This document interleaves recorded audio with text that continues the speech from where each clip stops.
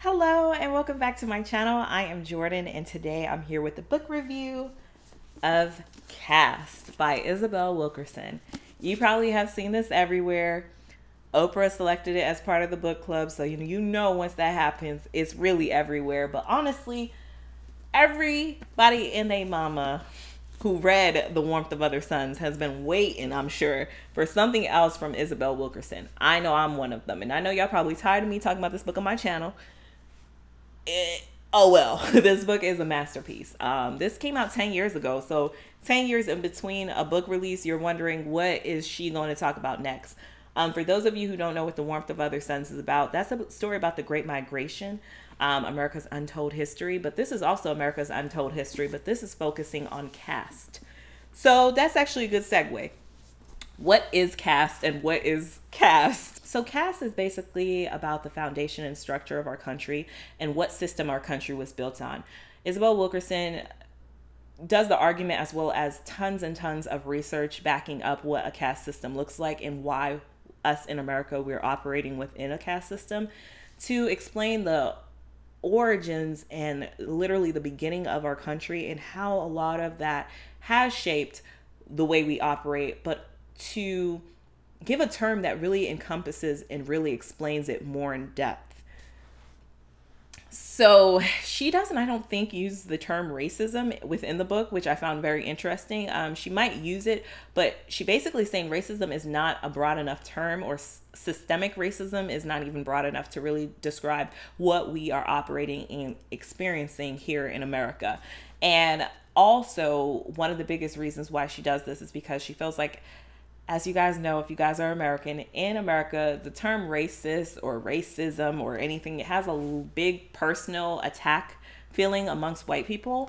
They say it all the time, I'm not racist. And it's always that, regardless of what the situation is. They could be like, hey, I feel like I didn't get this position because of my race. I'm not racist. And it's like not acknowledging that the feeling doesn't have to be there to understand that there's a bias and there's a hierarchy system that us in America, we operate within, and was literally written within the laws of our structure. You know, granted, a lot of them have been amended, but literally Black people were 3/5 a human. If that's not a hierarchy, I don't know what else is. You know, we were literally property at some point.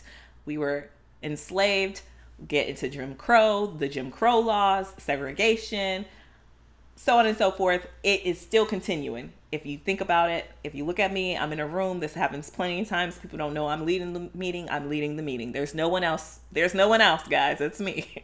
You know, for that bias or that presumption, whether it be I'm on a flight, a first class flight, and I need to see your ticket. You know, that sense of authority that literally puts your life at risk in some situations, and in other situations that it's a psychological inconvenience. And in other situations, it's just the fact that, you know, when you're born in a subordinate caste, that you're going to have to work 10 times harder to get at the level of someone in a different caste system. And how in America, our caste system operates primarily based off of race and skin tone. So really with that description, it covers everything from the entire caste, meaning the lighter you are, how there is a hierarchy, whether we acknowledge it or not, we're all operating within it. And the way she breaks it down, it's facts. Like what I loved, let's talk about what I loved from the jump with this book. I mean, I was joking with my husband when I started this. I was like, you have to hear this. Literally the way Isabel Wilkerson writes, she has a way of hitting you with these facts, like blow after blow after blow, but it's so well written. There's nothing you can do but sit and be amazed at how you could even structure sentences in this formula to make it so clear and to be able to articulate so much in a sentence. You know, I said, you know, The Warmth of Other Suns is a masterpiece and it's amazing. I will say that you don't go in expecting that this is going to be The Warmth of Other Suns, because it's not. But I do think Isabel Wilkerson has a distinct writing style where I love nonfiction, don't get me wrong, but she has nonfiction in a way where the literary and narrative that she uses when she's explaining factual information is so digestible. Like, it's so easy to consume. It's so easy to get warped in. I will say this is definitely a harder read for me than The Warmth of Other Suns. Not in the way that it reads. It was easy for me to read it, but emotionally, the mental psyche while I was going through was harder for me to get through. But I'm gonna reread this, so that lets you know that even though it was difficult, I felt that it was very well written, and it's something that I do want to really dissect, reread, and go through. Because so much is discussed within this book where you're like, I know these themes, but the way it's packaged is extensive. And there's things that you don't think about and you don't question. Sometimes, like, I never questioned why race is listed on a birth certificate. I just thought that's what happens. But race isn't even real. White people didn't become white until they came to America. Like, literally, Europeans were Europeans, whatever country they were. You come to America, oh, now I'm white. Okay, these people are black. That means, okay, you have a new sense of rank by creating this thing that they created of race, of white and black. So I just think it's interesting. She deep dives in so much. I'm not even talking about all of it.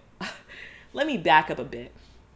She goes into, to understand caste, she wanted to go to India because India is known, probably the most known for their caste system. So there's a lot of research that she draws in with the untouchables in India's caste system, and sees some of the similar ways in America that we operate as the lowest class being African American, and tying those connections. And she also discussed, a lot of research that went into understanding Nazi Germany and how a lot of the information that they got, or a lot of the laws that they put in place, they took from America. And some of them were actually not as harsh as the laws in America, which is just interesting, to say the least. And she just ties it into so many different things. Like, so many countries, when you research, took so much from America on the way that we set up this country, from South Africa as well, even with their structure of how they base their system and their caste system, they took so much from America as well. And it's just an interesting, in-depth look at it, because in America, it's because no one's allowed to talk about race or racism or any of this stuff, even though our country was literally founded on the precipice of one group being naturally better. Literally, there's tons and tons of research and, propaganda and stuff that was literally issued saying this simply because of somebody's skin color. For us to be then so taboo to even discuss race is flabbergasting for me. But I digress. This book, it's good, y'all. It's good. That's what I'll say. I'll say I would, out of these two, the must-have, if you had to choose, I say The Warmth of Other Suns. But this cast shouldn't be put against The Warmth of Other Suns. I just feel like this is a book that I would say every single person should have to read. This is a book that I feel like was made because American history is not taught. And unfortunately, these are the extremes that we have to go to even have our history documented, is to literally have it all laid out here. I think every white person should definitely read this, because a lot of white people act like they don't know. And I don't want to say act, because a lot of white people, they honestly be like, I don't know. And I don't know if I buy that. But if you don't know, we got a resource for you right here. And there's plenty of other resources. Clearly, don't just read this. But it really breaks it out in such a simplistic way that it's hard to debate, I'm not saying everything in here is like, oh my gosh, the biggest enlightenment ever. But the way Isabel Wilkerson is able to package the information into this textbook, I don't understand how she's this talented to do so and put it all into one spot. So this was a very difficult but necessary read that I will be rereading at some point. Which brings me to, for those of you who have not read this book, comment below if you actually would like to do like a read together. I haven't really done one. I kind of did with 1619, but if you kind of want to do a read along, because I'm going to definitely dissect this and read this again. So that lets you know that even though it was a difficult read, it was a read that I thought was really good. And there's so much conversation, and there's some discussion that I do want to have around the way she discussed how when you're operating in a caste system, how people will use those exceptions to the rules, meaning people who had to break out of these crazy barriers, and maybe if you come from a different country or something, they will use this as an example to say, hey, if that person succeeded, you should be able to succeed. And how with caste, it explains how even if someone is able to defy all those odds, there were unnecessary barriers that were put in front of that person that were not put in front of other people within the caste system. So it's not a level playing field. Stop it. That's deflecting the conversation. Y'all can tell I'm not trying to wrap up this book review because I could literally talk about it forever. But just know I really appreciated it, and I think this was another one that's going to be one of my best reads of the year. I'm still teetering between a 4.5 star and a 5 star, which honestly had to do with the way the book ended. There was a story that was told at the end that maybe I was just in my feelings. I just didn't I didn't really care for that last story as much. But I get that she's, trying to bring humanity to some of this. Yeah, that's, as I say, that's one thing. The reason why I felt this was a difficult read was because explaining this in the way that it's a caste system, it almost feels like, what can you do? It kind of made me feel a little hopeless at times. Like, this is so embedded in our country. What could we do?